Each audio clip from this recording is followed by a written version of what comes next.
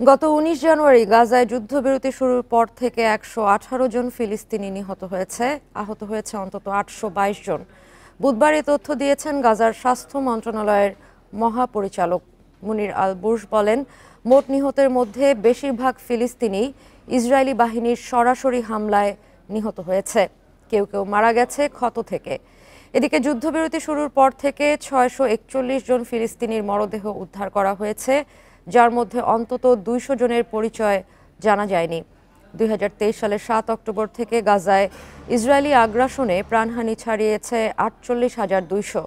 আহত হয়েছে ১,১১,০০০-এর বেশি। অনেকেই এখনও ধ্বংসস্তূপের নিচে আটকা আছে বলে আশঙ্কা করা হচ্ছে, যেখানে পৌঁছাতে পারেনি জরুরি ও নাগরিক প্রতিরক্ষা দল।